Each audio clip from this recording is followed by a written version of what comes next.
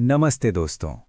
एक बार फिर से आपका स्वागत है आपके अपने चैनल जंगल स्टोरीज बाय सुल्तान नोयर पर। दोस्तों, मेरी तबीयत ठीक नहीं थी पिछले कुछ दिनों में, इसलिए मैं कोई स्टोरी आपके लिए नहीं ला पाया। माफ़ी चाहता हूं आप लोगों को वेट करवाने के लिए। वैसे दोस्तों, अगर आप हमारे चैनल के रेगुलर व्यूअर हैं तो एक छोटी सी रिक्वेस्ट है, चैनल को सब्सक्राइब ज़रूर कीजिए, क्योंकि आपका एक सब्सक्राइब हमें ऐसी ही और बेहतरीन कहानियां लाने का हौसला देता है। और दोस्तों, अगर आपको जंगल, रहस्य और सच्ची घटनाओं या उससे प्रेरित कहानियां पसंद आती हैं, तो वीडियो को लाइक करें और कमेंट में ज़रूर बताइए कि आपको कहानी कैसी लगी। एक हम्बल रिक्वेस्ट और भी है, अगर आपके फैमिली मेंबर्स या फ्रेंड्स को भी ऐसी थ्रिलिंग जंगल स्टोरीज पसंद हैं, तो इस चैनल को उनके साथ शेयर ज़रूर कीजिए। और जब भी आपके पास थोड़ा समय हो तो हमारे चैनल की अदर स्टोरीज और प्लेलिस्ट्स को भी ज़रूर चेक कीजिए। हो सकता है आपको आपकी अगली पसंदीदा कहानी वहीं मिल जाए। तो दोस्तों, सांस थाम लीजिए, क्योंकि आज हम आपको फिर से ले चल रहे हैं भारत के सबसे रहस्यमय और ख़तरनाक जंगलों में, सुंदरबन। ये कहानी है एक ऐसे आदमखोर बाघ की जो जंगल से नहीं, ज्वार के साथ पानी से निकलकर शिकार करता था। और ये कहानी है एक ऐसे इंसान की जिसने बंदूक से नहीं, समय, सब्र और समझ से जंगल का सामना किया। तो चलिए दोस्तों, बिना देर किए शुरू करते हैं part 2 of the devil of tides. एक सच्ची घटनाओं से प्रेरित, डरावनी, रोमांचक और दिल को छू लेने वाली कहानी। सुबह का उजाला सुंदरबन में कभी साफ नहीं होता। यहाँ सुबह भी धुंधली होती है, जैसे रात जाने से पहले कुछ छुपा जाना चाहती हो। बिस्वरूप अपनी नाव में बैठा था। रात भर जागने के बाद उसकी आंखों में जलन थी, लेकिन दिमाग पूरी तरह चौकन्ना था। उसने पीछे मुड़कर उस सुंदरी के पेड़ को देखा, जिस पर पूरी रात उसने मौत को ऊपर से देखा था। पेड़ के तने पर पड़े नाखूनों के निशान अब धूप में और साफ दिख रहे थे, गहरे, ताज़ा। तू पास था, बहुत पास, बिस्वरूप ने खुद से कहा। उसने चप्पू चलाया। नाव धीरे धीरे खाड़ी से बाहर निकलने लगी। ज्वार उतर चुका था। कीचड़ फिर से सांस लेने लगा था। नाव कुछ ही दूर गई थी कि बिस्वरूप ने एक अजीब सी खामोशी महसूस की। सुबह का समय था। अब तक पक्षियों की आवाज़ें आ जानी चाहिए थीं, लेकिन चारों तरफ चुप्पी थी। उसने नाव रोक दी, कान लगाए। फिर उसे देखा, कीचड़ में, पानी के किनारे, एक मरा हुआ चीतल हिरन पड़ा था। गर्दन टूटी हुई, शरीर लगभग सही, खाया नहीं गया था। बिस्वरूप नाव से उतरा, धीरे धीरे पास गया, घुटनों के बल बैठकर देखा। तू भूखा नहीं था, वो बुदबुदाया। फिर भी मारा। ये शिकार खाने के लिए नहीं था, ये संकेत था। ज्वारी बता रहा था, मैं यहां हूं और ये मेरा इलाका है। बिस्वरूप को पहली बार हल्की सी ठंड महसूस हुई। उसने चारों तरफ देखा। झाड़ियों के पीछे, पानी के भीतर, पेड़ों के तनों के बीच कुछ भी हो सकता था। उसी दोपहर कुलतली गांव में शोर मच गया। बिस्वरूप जब लौटा तो उसने देखा लोग नदी किनारे जमा थे। औरतें रो रही थीं, बच्चे चुप थे। इस बार शिकार कोई मछुआरा नहीं था, ये एक लकड़हारा था, हरेंद्र। वो दिन में जंगल के किनारे लकड़ी काटने गया था। भाटा का समय था, उसे लगा सुरक्षित है। लेकिन ज्वार जल्दी लौट आया। हरेंद्र का शरीर नहीं मिला, सिर्फ उसकी कुल्हाड़ी, और पास ही पानी में जाते पंजों के निशान। दिन में, अब दिन में भी। शंभू की आवाज़ कांप रही थी। बिस्वरूप कुछ नहीं बोला। वो जानता था ज्वारी अब डर नहीं फैला रहा, वो लय बदल रहा था। उस रात बिस्वरूप जंगल में नहीं गया। ये पहली बार था। वो जानता था ज्वारी उससे यही उम्मीद कर रहा है कि वो थका हुआ, गुस्से में फिर से उसी टापू पर लौटे। उसने उल्टा किया। वो गांव के किनारे एक सूखी ऊंची जगह पर बैठा, जहां से नदी का मोड़ दिखता था। उसने मिट्टी पर ज्वार भाटा का हिसाब बनाया, लकड़ी से निशान खींचे। तू हमेशा मोड़ पर आता है, वो खुद से बोला, जहां पानी लौटता है। उसने फैसला कर लिया। उधर जंगल के भीतर ज्वारी अब बेचैन था। उसे इंसान की गंध नहीं मिली थी। पूरा दिन उसने फिर एक चीतल मारा, फिर एक जंगली सुअर, लेकिन मज़ा नहीं आया। वो पानी में उतरा, नाक ऊपर, आंखें सतह के साथ। उसे पता था शिकारी बदल रहा है। अब ये पीछा नहीं था, ये इंतजार था। तीसरी रात ज्वार चढ़ रहा था। विश्वरूप उस मोड़ पर था जहां नदी पतली होती है, जहां दोनों किनारे पास हैं। उसने मचान नहीं बनाया। वो झाड़ियों के बीच लेटा था।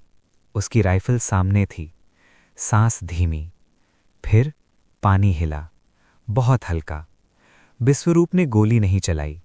वो इंतजार करता रहा। फिर अचानक पानी से एक साया उभरा। ज्वारी। इस बार पास था, बहुत पास। विश्वरूप ने निशाना लिया और ट्रिगर दबाया। धम। गोली लगी, लेकिन सिर पर नहीं, कंधे के पास। ज्वारी की दहाड़ पूरी जंगल को चीर गई। ये पहली बार था। पानी उछला, खून फैला, बाघ पलटा और गायब हो गया। विश्वरूप का दिल जोर से धड़क रहा था। उसने पहली बार उसे चोट पहुंचाई थी, लेकिन वो जानता था ये जीत नहीं थी, ये सिर्फ शुरुआत थी। अगली सुबह जंगल बदला हुआ था। हर जानवर बेचैन था। बंदर नीचे उतर आए थे, पक्षी उड़ चुके थे। ज्वारी घायल था, और घायल बाघ सबसे ज्यादा खतरनाक होता है। विश्वरूप ने राइफल साफ की। उसके हाथ अब कांप नहीं रहे थे। अब तू गलती करेगा, उसने कहा, या मैं। सुंदरबन ने सांस रोकी। खेल अब जान लेने वाला हो चुका था। सुंदरबन में जब कोई बाघ घायल होता है तो जंगल पहले से ज्यादा खामोश हो जाता है। उस सुबह हवा भारी थी, न नमक की गंध बदली थी, न पानी का रंग, लेकिन जानवरों की चाल बदल गई थी। विश्वरूप ने यह सबसे पहले महसूस किया। वो नदी किनारे खड़ा था, उस जगह जहां उसने पिछली रात गोली चलाई थी। पानी अब शांत था, लेकिन कीचड़ पर खून के हल्के निशान अब भी दिख रहे थे। लगा है, उसने खुद से कहा, लेकिन मरा नहीं। उसने आसपास देखा। घास दबी हुई थी, पानी के भीतर खून की रेखा टूटी हुई थी। ज्वारी घायल होकर भागा था, और घायल बाघ भागता नहीं, वो बदला लेता है। दोपहर तक खबर फैल चुकी थी, बाघ को गोली लगी है। कुछ लोगों के चेहरे पर राहत थी, कुछ में डर। अब और पागल होगा, शंभू ने कहा। घायल जानवर भगवान से भी नहीं डरता। विश्वरूप चुप रहा। उसी शाम एक और लाश मिली। इस बार कोई आदमी नहीं था, एक भैंस। गांव के किनारे सूखी जमीन पर, गर्दन टूटी हुई, शरीर अधखाया। बाघ में पहली बार पानी से बाहर शिकार किया था। ये साफ संकेत था, ज्वारी अपने नियम तोड़ रहा था। जंगल के भीतर एक गहरे झुरमुट में ज्वारी लेटा था। उसके कंधे के पास गोली का जख्म जल रहा था। हर सांस के साथ दर्द उठता, लेकिन उसकी आंखों में दर्द नहीं था, वहां गुस्सा था। उसने अपनी जीभ से जख्म को चाटा। खून की गंध उसे और उकसा रही थी। वो जानता था, इंसान ने पहली बार उसे छुआ है। अब ये खेल नहीं रहा, अब ये हिसाब था। तीसरी रात विश्वरूप अकेला निकला। उसने तय किया था, वो ज्वारी को उसके जख्म की वजह से धीमी जगह पर घेर लेगा। वो एक पतली खाड़ी के पास पहुंचा, जहां पानी कम था, जहां बाघ को तैरना मुश्किल होता। लेकिन सुंदरबन में हर भरोसा झूठा होता है। ज्वारी वहां नहीं आया, इसके बजाय पीछे से आया। झाड़ियों में एक सूखी टहनी टूटी, बस इतनी आवाज। विश्वरूप पलटा, और उसी पल एक भारी टक्कर। बाघ नहीं, लेकिन उसकी पूंछ। विश्वरूप हवा में उछला, पीठ के बल गिरा, राइफल दूर जा गिरी। अगले पल ज्वारी सामने था, इतना पास कि उसकी गर्म सांस विश्वरूप के चेहरे पर पड़ी। दोनों की आंखें मिली। ये पहली बार था जब मौत इतनी पास थी। ज्वारी ने छलांग नहीं लगाई, वो रुका, और उसी एक पल में विश्वरूप ने कुल्हाड़ी उठाई, पूरी ताकत से। धप! कुल्हाड़ी बाघ के अगले पैर पर लगी। ज्वारी की दहाड़ ने पूरे जंगल को हिला दिया। उसने पलटकर विश्वरूप के कंधे पर पंजा मारा। मांस फटा, खून बहा। विश्वरूप चीखा नहीं, वो लुढ़क कर पानी में गिर गया। अंधेरा, दर्द, और फिर खामोशी। जब उसे होश आया तो सुबह हो चुकी थी।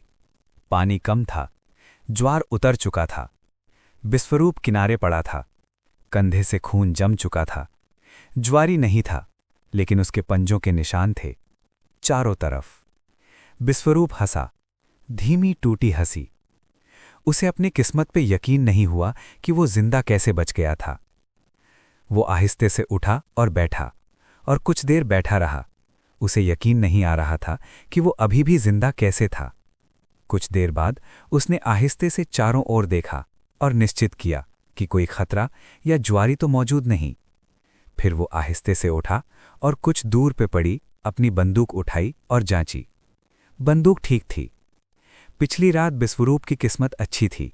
उसने जुआरी का मुकाबला बहुत बहादुरी से किया था और अपने दुश्मन को फिर से घायल किया था।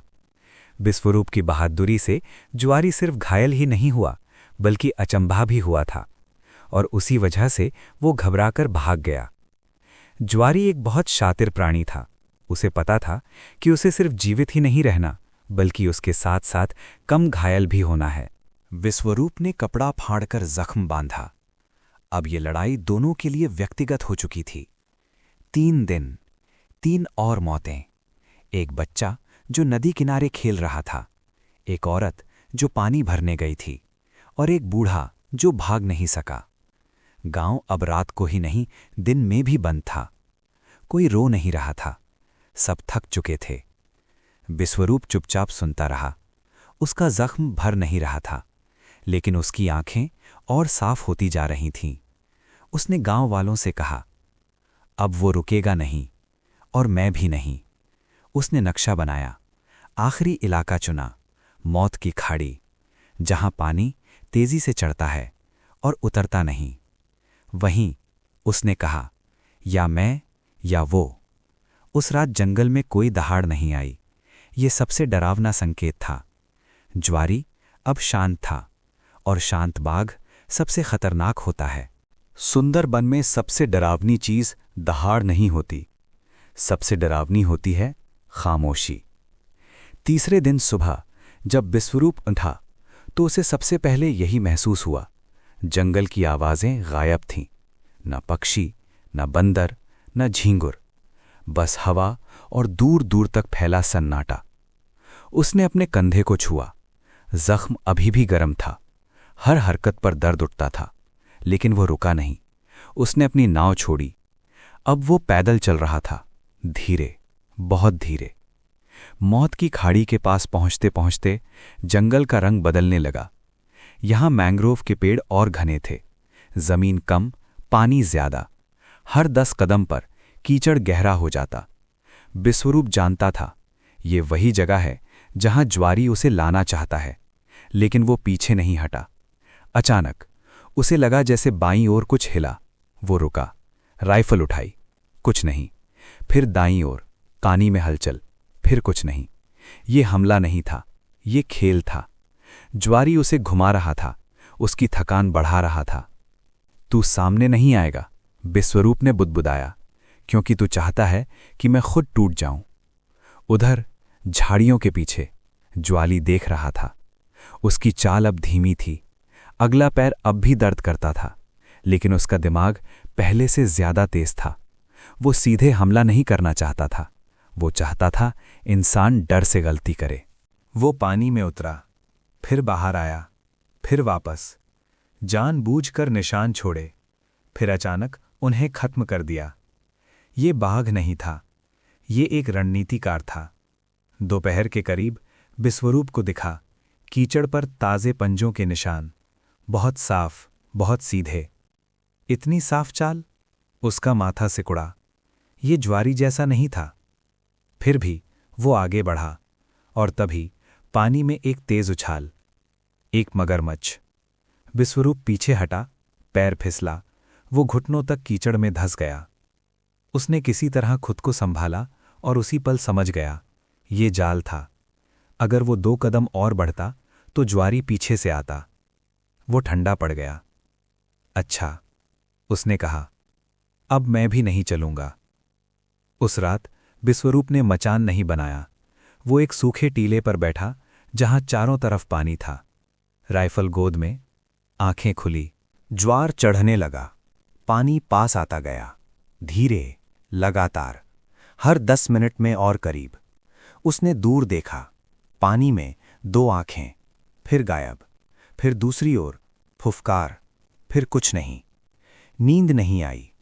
ज्वारी उस रात हमला कर सकता था, लेकिन उसने नहीं किया। वो पानी में तैरता रहा, टीले के चारों ओर, कभी पास कभी दूर।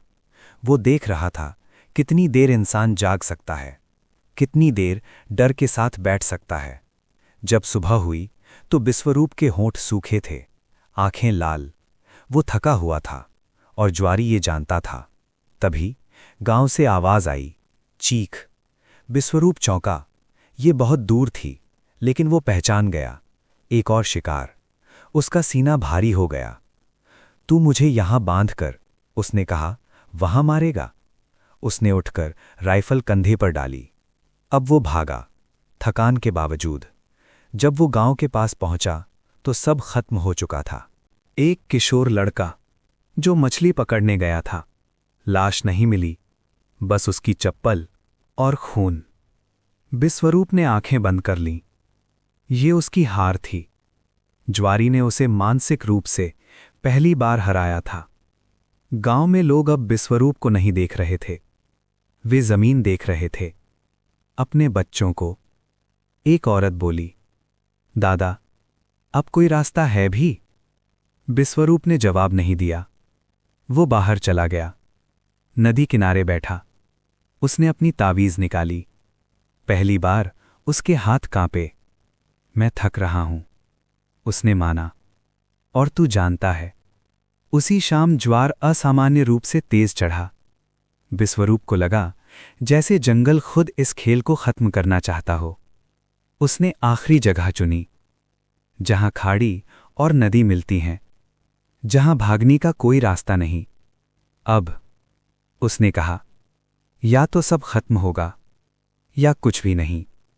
दूर जंगल में एक धीमी दहाड़ गूंजी, न जीत की न चेतावनी की, बस स्वीकार की। सुंदर वन में कभी कभी जंगल फैसला खुद करता है। उस दिन ऐसा ही था। दोपहर के बाद का वक्त था। आसमान पर बादल नहीं थे, फिर भी रोशनी फीकी लग रही थी। हवा रुक रुक कर चल रही थी, जैसे खुद भी सांस रोककर कुछ देख रही हो। विश्वरूप उस जगह खड़ा था जहां खाड़ी और नदी मिलती थीं। यहां पानी की दिशा समझना मुश्किल था। कभी धारा खींचती, कभी छोड़ देती। उसने चारों तरफ देखा, अब छुपने की कोई जगह नहीं थी। यहीं, उसने खुद से कहा, अब यहीं आएगा। गांव में लोग इकट्ठा थे।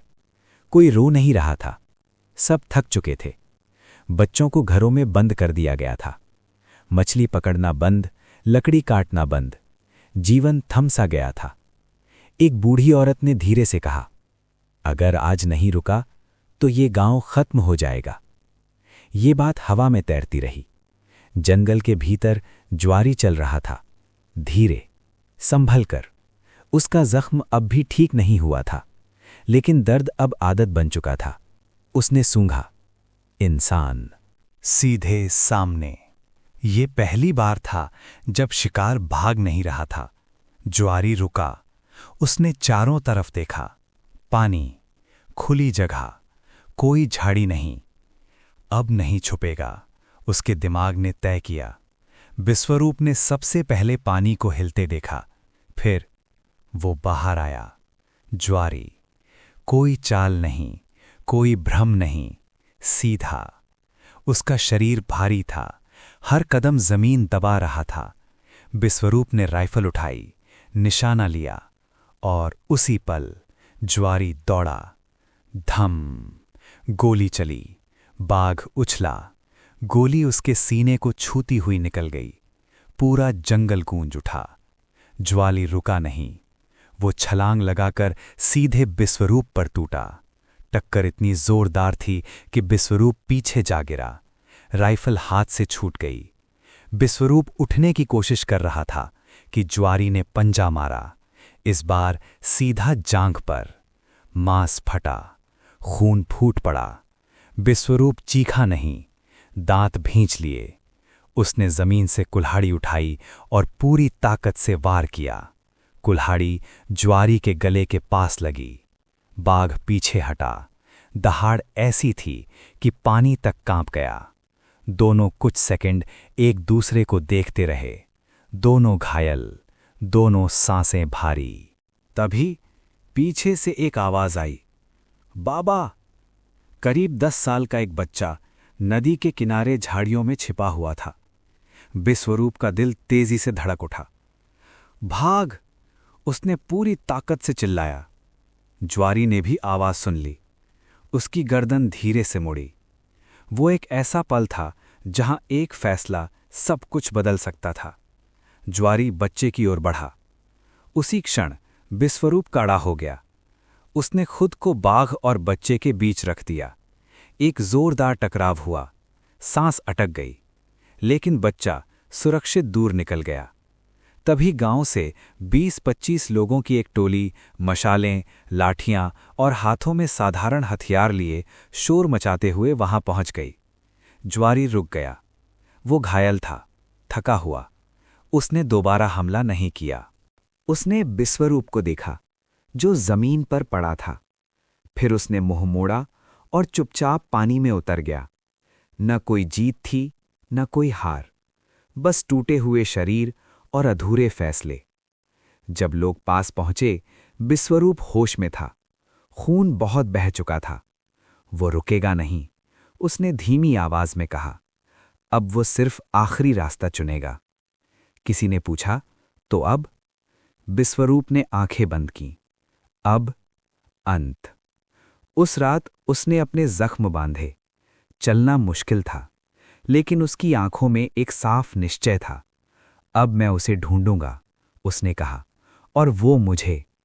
जंगल भी मानो ये जानता था, अब बचने का रास्ता किसी के पास नहीं था। दूर कहीं एक धीमी दहाड़ गूंजी, न गुस्से की, न जीत की, बस एक आखिरी चेतावनी। दोस्तों, आज यहीं पर हम इस कहानी की पार्ट 2 को यहीं खत्म करते हैं। अगर आपको द डेविल ऑफ टाइड्स की ये रोमांचक और रहस्यमयी कहानी पसंद आई हो, अगर जंगल का डर, ज्वार का खेल और ज्वारी का साया आपको महसूस हुआ हो, तो प्लीज़ इस वीडियो को लाइक कीजिए और अपने विचार कमेंट में ज़रूर बताइए। अगर आप हमारे चैनल पर नए हैं या नियमित दर्शक हैं, तो अपने ही चैनल जंगल स्टोरीज बाय सुल्तान नोयार को सब्सक्राइब करना ना भूलें। आपका एक सब्सक्राइब हमें ऐसी ही और बेहतर कहानियां लाने की ताकत देता है। एक छोटी सी दिल से गुजारिश, अगर आपको इस तरह की जंगल, रहस्य और रोमांच से भरी कहानियां पसंद हैं, तो इस चैनल को अपने परिवार और दोस्तों के साथ ज़रूर शेयर कीजिए, ताकि वो भी इस दुनिया का हिस्सा बन सकें। और हाँ दोस्तों, जब भी आपके पास थोड़ा समय हो, हमारे चैनल की अन्य वीडियोस और प्लेलिस्ट्स को भी ज़रूर देखें। शायद वहाँ आपको आपकी अगली पसंदीदा कहानी मिल जाए। मैं बहुत जल्द the devil of tides part 3 के साथ वापस लौटूंगा, और तब ये खेल और भी खतरनाक होने वाला है। तब तक के लिए गुड बाय, टेक केयर और सुरक्षित रहिए।